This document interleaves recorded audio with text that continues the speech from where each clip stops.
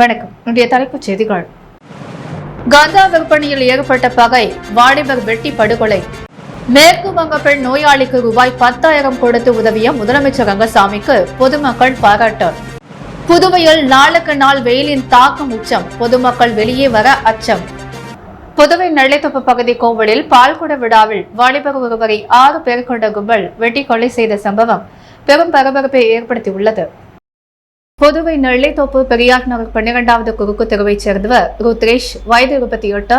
இவர் கடந்த 2 ஆண்டுகளுக்கு முன்பு காதல் திருமணம் செய்து கொண்டார். ஒரு பெண் குழந்தை உள்ளது. பெயிண்டர் வேலை செய்து வந்த இவர் ருத்ரேஷ் சமீப காலமாக கஞ்சா வியாபாரம் செய்து வந்ததாக கூறப்படுகிறது. இதற்கிடையே அந்த பகுதியைச் சேர்ந்த கௌதம் என்பவரும் கஞ்சா விற்று வந்ததாக தெரிகிறது. இதனால் இருவருக்கும் கஞ்சா விற்பதில் தொழில் போட்டி இருந்து வந்தது. கடந்த 1 மாதத்திற்கு முன்பு இது தொடர்பாக இவர்கள் இருவருக்கும் ஏற்பட்ட தகராற்றில் கௌதமனை கத்தியால் ருத்ரேஷ் வெட்டினார்.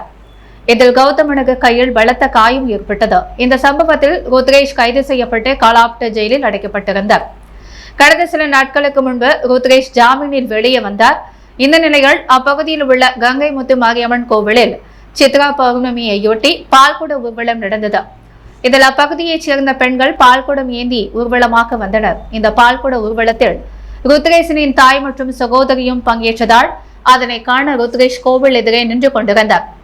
அப்பொழுது அங்கு 2 மோட்டார் சைக்கிளில் கௌதமன் மற்றும் அவரது கூட்டாளிகள் 6 பேர் வந்தனர். இதனை கண்டதும் ருத்ரேஷ் ஏதோ விபரீதம் நடக்கப் போவதை அறிந்து அங்கிருந்து தப்பிச் செல்ல முயன்றார். ஆனால் அந்த கும்பல் சுற்றி வளைத்து ருத்ரேஷை சராமரியாக அறிவலால் தலையில் வெட்டியது. இதில் ருத்ரேஷ் ரத்த வெள்ளத்தில் சரிந்தார். பின்னர் அங்கு வந்த கும்பல் பைக்கில் அங்கிருந்து தப்பி சென்று விட்டது. அதனை பார்த்ததும் பால்குடம் ஏந்தி வந்த பெண்களும் அங்கிருந்த பொதுமக்களும் அலறி அடித்து ஓடினர். இது பற்றி தகவல் அறிந்ததும் உருளையன்பேட்டை போலீசார் சம்பவ இடத்துக்கு விரைந்து வந்தனர். பின்னர் ரத்த வெள்ளத்தில் கடந்த ருத்ரேஷை மீட்டு புதுவை அரசு மருத்துவமனையில் சேர்த்தனர். அங்கு தீவிர சிகிச்சை அளித்தும் பலனின்றி ருத்ரேஷ் பரிதாபமாக இறந்து போனார். இதையடுத்து போலீசார் கொலை வழக்கு பதிவு செய்து கொலையாளிகளை தேடி வருகின்றனர். இந்த சம்பவம் காரணமாக பெரியார் நகர பகுதியில் பதட்டம் நிலவி வருகிறது. அங்கு போலீசார் பாதுகாப்பு பணியில் ஈடுபடுத்தப்பட்டுள்ளனர். புதுவை ஜிப்மர் மருத்துவமனையில் சிகிச்சை பெற்று வரும் மேற்கு வங்க பெண்ணுக்கு 10,000 ரூபாய் வழங்கிய முதலமைச்சர் ரங்கசாமி நன்கொடையை அனைவரும் பாராட்டி வருகின்றனர். புதுச்சேரி முதலமைச்சர் ரங்கசாமியின் வீடு கோரிமேடு அப்பா பைத்திய சுவாமி கோவில் அருகில் அமைந்துள்ளது. கோவிலில் தினசரி அன்னதானமும் ஒவ்வொரு வாரமும் சனிக்கிழமையன்று வாழை இலை போட்டு அறுசுவை உணவும் அளிக்கப்பட்டு வருகிறது. இதன் மூலம் சுற்றுவட்டார பகுதி ஆதரவற்றவர்கள், ஜிப்மருக்கு சிகிச்சைக்கு வரும் வெளி மாநிலத்தினர் பயன்பெறுகின்றனர். மேலும் தினமும் முதலமைச்சர் ரங்கசாமி வீட்டிற்கு வந்து ஜிப்மரில் சிகிச்சை பெறும் வெளி மாநிலத்தினர் உதவி கேட்பது வழக்கம். அவர்களுக்கு தேவையான பண உதவிகள் செய்வதை முதலமைச்சர் ரங்கசாமி வழக்கமாக கொண்டுள்ளார். இந்த நிலையில் மேற்கு வங்க மாநிலத்தைச் சேர்ந்த சம்காஷி என்ற பெண் உடல்நிலை பாதிக்கப்பட்டு ஜிப்மர் மருத்துவமனைகள் சிகிச்சை பெற புதுச்சேரிக்கு வந்திருந்தார். அவர் கோரிமேடு பகுதியில் வீடு வாடகை எடுத்து தங்கி சிகிச்சை பெற்று வருகிறார். தினமும் அவர் அப்பா பைத்திய சுவாமி கோவிலில் வழங்கப்படும் அன்னதானத்தை வாங்கி சாப்பிட்டு வந்தார். இந்த நிலையில் கடந்த 2 மாதம் வீட்டு வாடகை கொடுத்து வந்த இவர் 3வது மாதத்துக்கு வீட்டு வாடகை கொடுக்க பணம் இல்லாமல் தவித்து வந்தார். முதலமைச்சர் ரங்கசாமி ஜிப்மர் மருத்துவமனையில் சிகிச்சை பெறும் வெளி மாநில நோயாளிகளுக்கு பண உதவி செய்வதை மேற்கு வங்க பெண் சமஷ்கா கேள்விப்பட்டார். இதையடுத்து சமஷ்காஷி முதலமைச்சர் ரங்கசாமி வீட்டுக்கு சென்று தனது நிலைமையை எடுத்து கூறினார். உடனே முதலமைச்சர் ரங்கசாமி அந்த பெண்ணுக்கு ரூபாய் 10,000 கொடுத்து உதவி செய்து உடல் நலம் பெற ஆசி வழங்கினார். இதனை அந்த பெண் வீடியோவில் பதிவிட்டிருந்தார். சமூக வீடியோ சமூக வலைதளத்தில் பரவி வருகிறது. முதலமைச்சர் ரங்கசாமிக்கு பாராட்டுகள் குவிந்து வருகிறது. புதுவையில் சுட்டெரிக்கும் வெயிலின் காரணமாக பல்வேறு சுற்றுலா தலங்கள் வெறிச்சோடி காணப்பட்டது. மேலும் வெப்பத்தை தாங்க முடியாமல் பொதுமக்கள் வீட்டிலேயே முடங்கியுள்ளனர். புதுச்சேரியில் வழக்கமாக ஏப்ரல் மே மாதங்களில் வெயிலின் தாக்கம் அதிகமாக இருக்கும். ஆனால் இந்த ஆண்டு கடந்த பிப்ரவரி மாதம் முதலே கோடை வெயிலின் தாக்கம் தொடங்கிவிட்டது. மார்ச் மாதத்தில் கோடை வெயிலின் வெப்பம் அனலாக மாறியது. அதிலும் ஏப்ரல் மாதம் தொடங்கிய பின் கடந்த 20 நாட்களாக கடும் வெயிலில் பதிவானதுடன் வெப்ப காற்று வீசி வருகிறது. நேற்று முன்தினம் நடந்த ஓட்டுப்பதிவு சதவீதம் குறைய வெயிலும் காரணமாக அமைந்திருந்தது. அக்னி வெயில் தொடக்கத்திற்கு முன்பே கடும் வெயிலில் வாட்டி வதைப்பதால் பல நேரங்களில் மக்கள் வீட்டுக்குள் முடங்கியுள்ளனர். புதுச்சேரியில் நேற்று வெயிலின் அளவு 98.2 டிகிரியாக இருந்தது. கோடை வெயில் காரணமாக புதுச்சேரிக்கு வரும் சுற்றுலா பயணிகள் எண்ணிக்கை குறைந்துள்ளது. புதுச்சேரியில் வெயில் அளவு நாளுக்கு நாள் அதிகரிக்க துவங்கிவிட்டது. இன்று வெப்பத்தின் அளவு 99 டிகிரியாக இருந்தது. இதனால் பகல் வேளையிலிருந்து மாலை வரை புதுச்சேரியின் முக்கிய சுற்றுலா தலமான கடற்கரை சாலை வெறிச்சோடி காணப்பட்டது. புதுச்சேரி பாரதி பூங்கா எதிரே சுற்றுலா பயணிகளின் வசதிக்காக அமைக்கப்பட்டிருந்த சுத்திகரிக்கப்பட்ட குடிநீர் குழாயில் நீர் வராததால் பொதுமக்கள் அவதி அடைந்தனர். சுற்றுலா தலமான புதுச்சேரி நகரத்திற்கு வார விடுமுறை நாட்களில் ஏராளமான பொதுமக்களும் சுற்றுலா பயணிகளும் வருவது வழக்கம். அதிலும் தற்போது கோடை விடுமுறை துவங்கியுள்ள நிலையில் ஏராளமான சுற்றுலா பயணிகளும் பொதுமக்களும் புதுச்சேரியின் சுற்றுலா தலங்களில் படையெடுத்து துவங்கியுள்ளனர். மேலும் சுற்றுலா பயணிகளை கவரும் விதமாக பல்வேறு நடவடிக்கைகளும் அரசு சார்பில் செயல்படுத்தப்பட்டு வரும் நிலையில் ஸ்மார்ட் சிட்டி திட்டத்தின் கீழ் புதுச்சேரியின் பல்வேறு இடங்கள் புதுப்பிக்கப்பட்டு வரும் புதுச்சேரியில் இந்நிலையில் கடற்கரை சாலையில் அருகே அமைந்துள்ள பாரதி பூங்கா ஸ்மார்ட் சிட்டி திட்டத்தின் புதுப்பிக்கப்பட்டு நேரு சிலை அருகே சுத்திகரிக்கப்பட்ட குடிநீர் குழாய் அமைக்கப்பட்டது. இந்த குடிநீர் சுத்திகரிப்பு டேங்கில் நகராட்சி மூலம் நீர் ஏற்றப்பட்டு சுற்றுலா பயணிகளின் வசதிக்காக இயக்கப்பட்டு வந்தது. ஆனால் தற்போது சுத்திகரிக்கப்பட்ட குடிநீர் குழாயில் நீர் ஏற்றாமல் முறையான பராமரிப்பின்றியும் தூய்மையின்றி காணப்படுகிறது. மேலும் தற்போது கோடைக்காலம் துவங்கிய நிலையில் விடுமுறை தினத்தை ஒட்டி பூங்காவிற்கு வந்த குழந்தைகளும் பொதுமக்களும் இந்த சுத்திகரிக்கப்பட்ட குடிநீர் குழாயில் நீர் வராததால் ஏமாற்றம் அடைந்தனர். எனவே இந்த குடிநீர் நிலையத்தை சீரமைத்து பொதுமக்களின் பயன்பாட்டிற்காக மீண்டும் இயக்க வேண்டும் என்றும் அதே நேரத்தில் பொதுமக்கள் கடற்கரையில் குளித்துவிட்டு சுத்திகரிக்கப்பட்ட குடிநீரை பயன்படுத்தி கை கால் முகம் கழுவது குளிப்பது உள்ளிட்ட செயல்களில் ஈடுபடாதபடி சுத்திகரிக்கப்பட்ட குடிநீர் பகுதியில் நகராட்சி சார்பில் ஒரு நபரை நியமித்து இயக்க வேண்டும் என்ற சுற்றுலா பயணிகளும் சமூக ஆர்வலர்களும் கோரிக்கை வைத்துள்ளனர். வெளியனூர் சட்டமன்ற தொகுதிக்குட்பட்ட ஒதியம்பட்டு ஸ்ரீ முத்து மாரியம்மன் கோவிலில் ஆலய திருப்பணிக்கான அடிக்கல் நாட்டு விழா சட்டமன்ற எதிர்க்கட்சித் தலைவர் சிவா தலைமையில் நடைபெற்றது. புதுச்சேரி மாநிலம் வெளியனூர் சட்டமன்ற தொகுதிக்குட்பட்ட ஓதியம்பட்டு பகுதியில் அமைந்துள்ள ஸ்ரீ முத்து மாரியம்மன் கோவிலில் திருப்பணிக்கான அடிக்கல் நாட்டு விழா நடைபெற்றது. இதில் தொகுதியின் சட்டமன்ற உறுப்பினரும் சட்டப்பேரவை எதிர்க்கட்சித் தலைவருமான சிவா கலந்து கொண்டு அடிக்கல் நாட்டும் விழாவிற்கான பணிகளை பூமி பூஜை செய்து தொடங்கி வைத்தார். இதனைத் தொடர்ந்து சட்டமன்ற உறுப்பினர் சிவா ஆலய திருப்பணிக்கான ரூபாய் 1 லட்சம் நன்கொடையை ஆலய நிர்வாகிகளிடம் வழங்கினார். இந்நிகழ்ச்சியில் ஆலய நிர்வாக அதிகாரி வர்ணகுணன், ஊர் முக்கியஸ்தவர்கள் மாரிமுத்து, திரு வெங்கடம், பெருமாள், ஹரிகிருஷ்ணன், பாலு, விவசாய அணி குலேசேகரன், இளஞ்செழியன், பாண்டியன், மணிகண்டன், ரமணன் உள்ளிட்ட ஊர் முக்கியஸ்தவர்கள் மற்றும் பொதுமக்கள் திரளாக கலந்து கொண்டு சிறப்பித்தனர். தொடர்ந்து விழாவில் கலந்து கொண்ட பக்தர்கள் அனைவருக்கும் காலை உணவு வழங்கப்பட்டது. நிகழ்ச்சிக்கான ஏற்பாட்டினை ஆலய நிர்வாக அதிகாரி பர்குணன் மற்றும் ஊர் பொதுமக்கள் சிறப்பான முறையில் செய்திருந்தனர். பிரான்ஸ் நாட்டில் நடைபெறவுள்ள உலக தற்காப்பு கலை விழாவில் பங்கேற்க செல்லும் கலைஞர்கள் சட்டப்பேரவையில் முதல்வர் ரங்கசாமி, சபாநாயகர் செல்வம் ஆகியோரை சந்தித்து வாழ்த்து பெற்றனர். பிரான்ஸ் நாட்டின் பாரிஸ் நகரில் அடிடாஸ் அரங்கில் வரும் ஏப்ரல் 27ஆம் தேதி முதல் மே 10ஆம் தேதி வரை 37வது உலக தற்காப்பு கலை விழா நடைபெறவுள்ளது. இதில் 30 நாடுகளைச் சேர்ந்த தற்காப்பு கலை வீரர்கள் கலந்து கொள்கிறார்கள். இந்த தற்காப்பு கலை விழாவில் நமது தமிழர்களின் தற்காப்பு கலையின் அடையாளமான சிலம்பம் குறித்து விளக்கிட புதுச்சேரி மாநிலம் மாமல்லன் சிலம்பம் நாட்டுப்புற கலை வளர்ச்சி கழகத்தைச் சேர்ந்த சிலம்பம் கலைஞர்கள் பழனிவேல், திரு குழந்தை, ராஜ், ரவிக்குமார் ஆகியோர் பாரிஸில் நடைபெறவுள்ள உலக தற்காப்பு கலை விழாவில் கலந்து கொள்கின்றனர். அதனையொட்டி பிரான்ஸ் தலைநகரம் பாரிஸில் செல்ல உள்ள இவர்கள் சட்டப்பேரவையில் முதலமைச்சர் ரங்கசாமி, சட்டப்பேரவை தலைவர் செல்வம் ஆகியோரை சந்தித்து வாழ்த்து பெற்றனர். சித்ரா பௌர்ணமியை முன்னிட்டு புதுவையில் பூக்களின் விலை உயர்ந்து காணப்பட்டது. புதுச்சேரியில் கடந்த வாரம் மல்லி கிலோ ரூபாய் 320க்கும், முல்லை அரளி 1 கிலோ ரூபாய் 200க்கும், சாமந்தி கிலோ ரூபாய் 320க்கும், பன்னீர் ரோஸ் கிலோ ரூபாய் 240க்கும் விற்பனை செய்யப்பட்டது. இந்நிலையில் சித்ரா பௌர்ணமியை முன்னிட்டு பெரிய மார்க்கெட்டில் மல்லி கிலோ ரூபாய் 400க்கும், முல்லை அரளி கிலோ ரூபாய் 300க்கும், சாமந்தி கிலோ ரூபாய் 600க்கும், பன்னீர் ரோஸ் கிலோ ரூபாய் 400க்கும் விற்பனை செய்யப்பட்டு வருகிறது. இதுகுறித்து பெரிய மார்க்கெட் வியாபாரிகளிடம் கேட்டபொழுது கடந்த வாரம் பூக்களின் விலை கடும் வீழ்ச்சி அடைந்தது. பூக்களின் விற்பனை மந்தமாகவே இருந்தது. இதனால் வியாபாரிகள் கடும் வேதனை அடைந்தனர். இந்நிலையில் சித்ரா பௌர்ணமியை முன்னிட்டு பூக்களின் விலை குடுகுடுவென உயர்ந்து உள்ளது என்றனர். பெங்களூரு தெற்கு தொகுதி பாஜக வேட்பாளரை ஆதரித்து அமைச்சர் நமச்சிவாயம் மற்றும் சட்டமன்ற உறுப்பினர் தீவிர பிரச்சாரத்தில் ஈடுபட்டார். புதுச்சேரி உள்துறை அமைச்சர் நமச்சிவாயம் கர்நாடகா மாநிலம் பெங்களூரு தெற்கு பகுதி பாராளுமன்ற வேட்பாளர் தேஜஸ்ரீ சூர்யாவை ஆதரித்து அருந்ததி நகர் பகுதியில் உள்ள பொதுமக்களிடையே பிரச்சாரம் மேற்கொண்டார். அப்பொழுது புதுச்சேரி சட்டமன்ற உறுப்பினர்கள் ஜான்குமார் மற்றும் வில்லியம் ரிச்சர்ட் ஜான்குமார் மற்றும் பாஜக நிர்வாகிகள் பல கலந்து கொண்டு தீவிர பிரச்சாரத்தில் ஈடுபட்டனர்.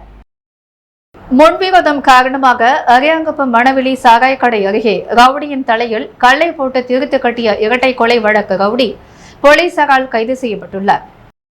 புதுச்சேரி அரியாங்குப்பம் பழைய புகனாங்குப்பம் வீதி புதுக்குளம் பகுதியைச் சேர்ந்தவர் ஆனந்த் என்ற அலெக்சாண்டர், வயது 33. ரவுடி அனைவர் மீது அடிதடி உள்ளிட்ட வழக்குகள் நிலுவையில் உள்ளன. இவருக்கும் நெல்லித்தோப்பு பெரியார் நகரில் வசிக்கும் ரவுடியான இளையராஜா, வயது 46 என்பவருக்கும் ஒரு வருடத்துக்கு முன்பு ஏற்பட்ட தகராற்றில் மோதல் ஏற்பட்ட முன்விரோதம் இருந்ததாக கூறப்படுகிறது. இதனிடையே நேற்றிரவு அலெக்சாண்டர் அரியாங்குப்பம் மணவெளி சாரிய கடைக்கு சென்றுள்ளார். அங்கு கடையை மூடும் நேரத்தில் போதை அதிகமாக அங்கு ஓரமாக அவர் நின்றிருந்ததாக கூறப்படுகிறது. அப்பொழுது அங்கு ஓடைவெளி சுடலை வீதியைச் சேர்ந்த பேய் வெங்கடேசன், வயது 34, அவனது கூட்டாளியான செல்வகுமார், வயது 37 ஆகியோருடன் வந்து திடீரென அங்கிருந்த பெரிய கருங்களை எடுத்து அலெக்சாண்டர் தலையில் போட்டுள்ளனர். இதில் தலையில் படுகாயமடைந்த அவர் சம்பவ இடத்திலேயே ரத்த வெள்ளத்தில் அவர் பிணமானார். இதனிடையே சாராய கடை அருகில் ரவுடி கொலை செய்யப்பட்டு கிடக்கும் தகவல் கிடைக்கவே தெற்கே எஸ்பி பக்தவச்சலம் உத்தரவின் பெயர்கள் இன்ஸ்பெக்டர் கலைச்செல்வம், எஸ்ஐ கதிரேசன் தலைமையிலான போலீசார் சம்பவ இடத்திற்கு விரைந்து சென்று பார்வையிட்டனர். பின்னர் கொலை அன்று கிடந்த அலெக்சாண்டர் உடலை மீட்டு கதிர்காமம் அரசு மருத்துவமனைக்கு அனுப்பி வைத்தனர். பின்னர் அங்கிருந்த குடிமகன்களிடம் விசாரணை நடத்தினர். அப்பொழுது பே வெங்கடேசன் தனது கூட்டாளியுடன் அங்கு வந்து அலெக்சாண்டரை கல்லால் தாக்கியது தெரிய வரவே வெங்கடேசனை இரவோடு இரவாக வலைவீசி தேடிய போலீசார் என்று அதிகாலை அவரை வீட்டின் அருகே சுற்றி வளைத்தனர்.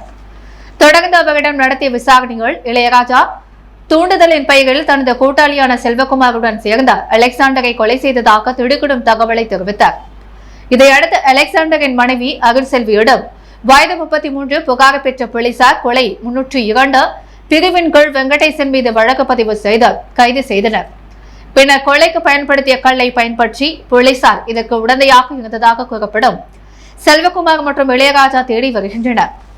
இதனிடையே கொலையுண்ட அலெக்சாண்டரின் உடல் இன்று மதியம் கதிர்காமம் அரசு மருத்துவமனையில் பிரேத பரிசோதனை செய்யப்பட்டு அவரது உறவினர்களிடம் ஒப்படைக்கப்பட்டது. மாலையில் அவரது இறுதிச் சடங்கு நடைபெறுவதையொட்டி புதுக்குளம் பகுதியில் போலீஸ் பாதுகாப்பு போடப்பட்டுள்ளது. பிரபல ரவுடியான வெங்கடேசன் மீது இரட்டை கொலை, மாகியில் சிறைச்சாலை மீது ஏறி குதித்து உள்ளிட்ட பல்வேறு வழக்குகள் நிலுவையில் உள்ளது குறிப்பிடத்தக்கது. நெல்லித்தோப்பு பகுதியில் பிளாஸ்டிக் தார் சாலை அமைக்கும் பணியை மாசு கட்டுப்பாட்டு குழுமம் உறுப்பினர் செயலர் ரமேஷ், புதுச்சேரி நகராட்சி உதவி பொறியாளர் சிவபாலன், இளநிலை பொறியாளர் குப்புசாமி மற்றும் அதிகாரிகள் ஆய்வு செய்தனர். புதுச்சேரியில் 50 மைக்ரானுக்கு கீழ் உள்ள பிளாஸ்டிக் பைகள், டீ கப் உள்ளிட்ட 10 வகையான பொருட்கள் பயன்படுத்த தடை விதிக்கப்பட்டுள்ளது. ஆனால் தடை மீறி சில கடைகளில் விற்பனை செய்யப்படுகின்றன. இந்த நிலையில் புதுச்சேரி அரசு மாசு கட்டுப்பாடு வாரியம், உள்ளாட்சி அமைப்புகள் இணைந்து அடிக்கடி சோதனை நடத்தி தடை செய்யப்பட்டுள்ள பிளாஸ்டிக் பொருட்களை பறிமுதல் செய்து வருகின்றன. இவ்வாறு பறிமுதல் செய்யப்பட்ட பிளாஸ்டிக் பொருட்கள் மாசு கட்டுப்பாடு வாரியத்தில் சுமார் 5 டன் அளவுக்கு உள்ளது.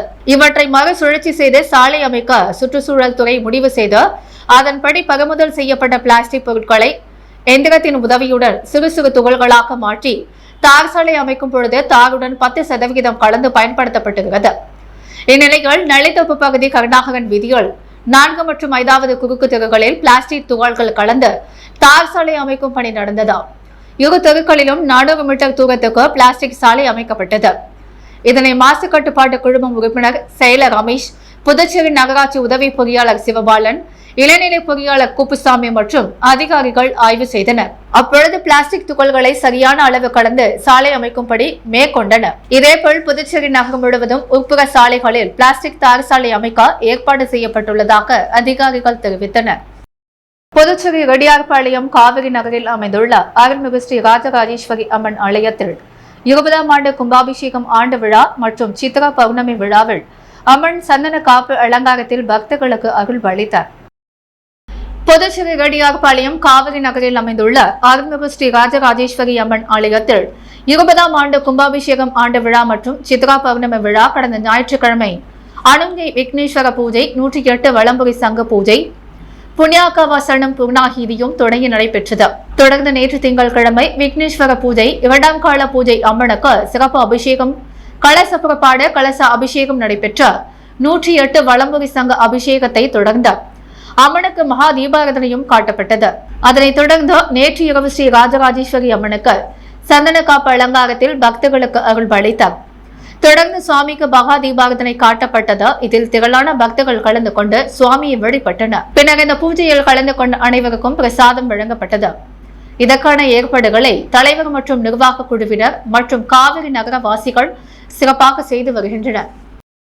புதுச்சேரியில் மதுபான கடைகளின் விற்பனை நேர கட்டுப்பாட்டை வாபஸ் பெற கலால்துறை தேர்தல் துறைக்கு கோப்பு அனுப்பியுள்ளது. புதுச்சேரியில் மொத்தம் 454 மதுக்கடைகள் உள்ளது. இது தவிர 70க்கும் மேற்பட்ட சாராய கடைகள், கள்ளுக்கடைகளும் உள்ளது. மதுபான கடைகள் காலை 8 மணிக்கு திறக்கப்பட்டு இரவு 11 மணி வரை விற்பனை நடக்கும். சுற்றுலா பிரிவின் கீழ் உள்ள மதுபான கடைகள் நள்ளிரவு 12 மணி வரை மது விநியோகம் செய்வர். கடந்த மார்ச் 17ஆம் தேதி லோக்சபா தேர்தல் தேதி அறிவிக்கப்பட்டது. அன்று முதல் மதுபான கடைகள் இரவு 10 மணிக்கு மூட தேர்தல் துறை உத்தரவிட்டது. ஆனால் இரவு 9:30 மணிக்கே மதுபான கடைகள் மூடப்பட்டது. இதனால் வழக்கமான வியாபாரம் நடைபெறவில்லை என மதுபான கடை உரிமையாளர்கள் வருத்தம் தெரிவித்தனர். தேர்தல் ஓட்டுப்பதிவு கடந்த 19ஆம் தேதி நடந்து முடிந்தது. தேர்தல் பறக்கும் படைகள், சோதனை சாவடி கண்காணிப்பு குழுக்கள் கலைக்கப்பட்டது. ஆனால் மதுபான கடை விற்பனை நேரம் குறைப்பது ரத்து செய்யப்படவில்லை. புதுச்சேரி வருவாயில் மதுபான விற்பனை மூலம் கிடைக்கும் வரிக்கு தனி இடம் உண்டு. இதனால் மதுபான கடைகளின் விற்பனை நேரத்தை பழையபடி அறிவிக்கவும், தேர்தல் நேரத்தில் அறிவிக்கப்பட்ட நேர கட்டுப்பாட்டை வாபஸ் பெறவும் தேர்தல் துறைக்கு கலால்துறை கோப்பு அனுப்பியுள்ளது. ஓரிரு நாட்களில் கோரிக்கை மீது பரிசீலனை செய்து அறிவிப்பு வெளியாக வாய்ப்பு உள்ளது. புதுச்சேரியில் 4 பேரிடம் 1,53,000 ரூபாய் மோசடி செய்த சைபர் கிரைம் குற்றவாளிகளை போலீசார் தேடி வருகின்றனர்.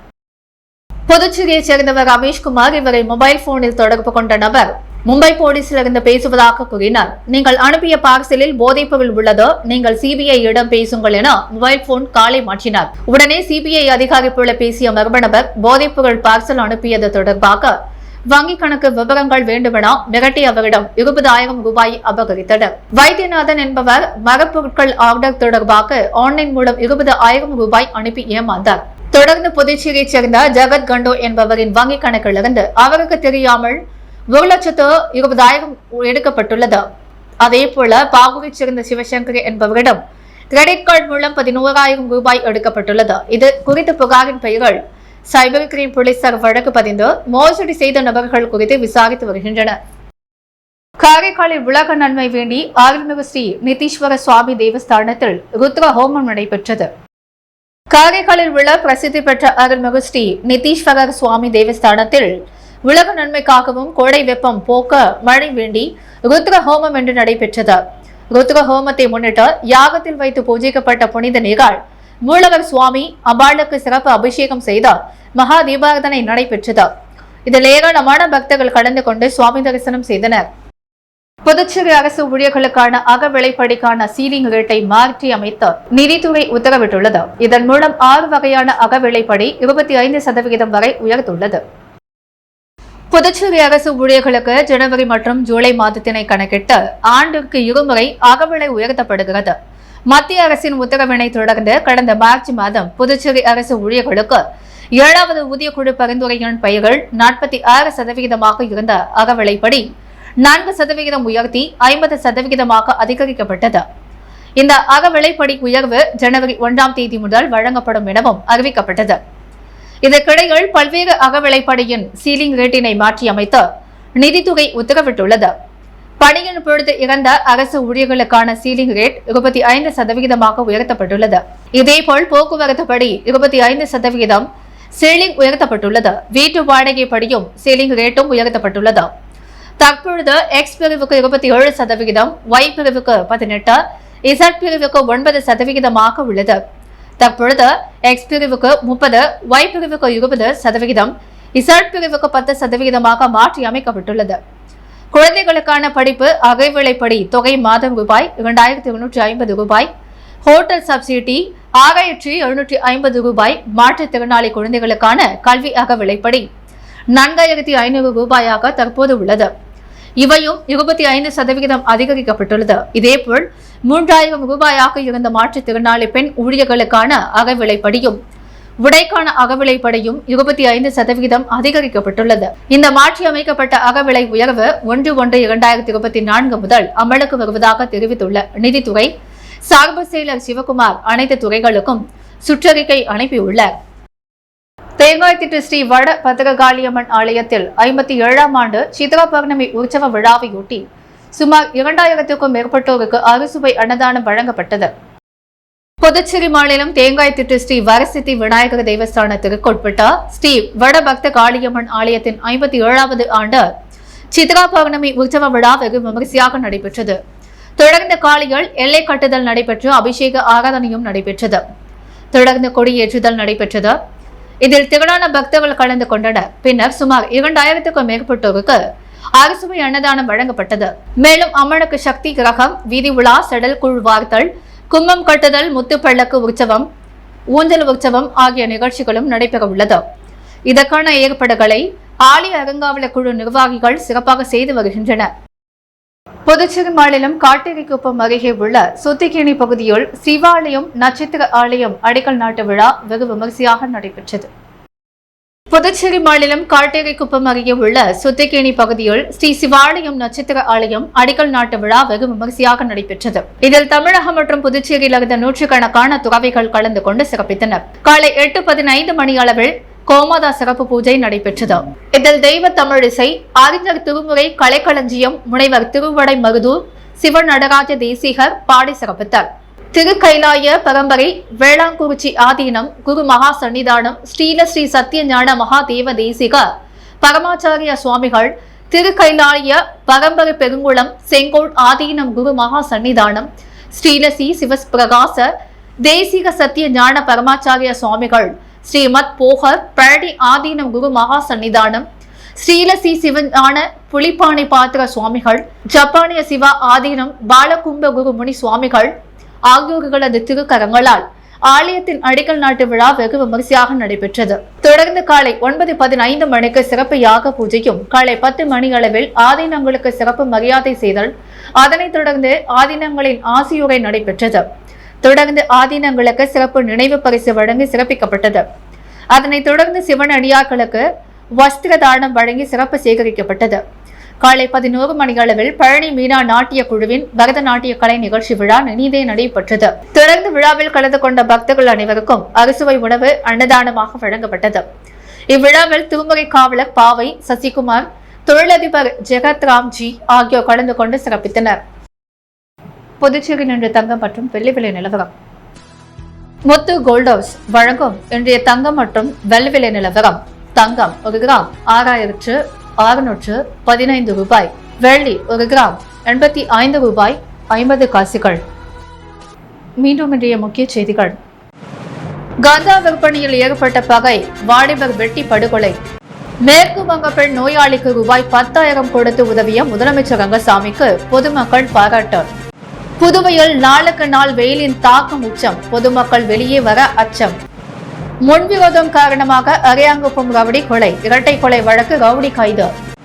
நெல்லித்தோப்பு பகுதியில் தடை செய்யப்பட்ட பிளாஸ்டிக் பொருட்களை மறுசுழற்சி செய்து தார் சாலை அமைக்கும் பணி துவக்கம். இதுடன் எஸ் மீடியா செய்திகள் நிறைவடைகிறது. வணக்கம்.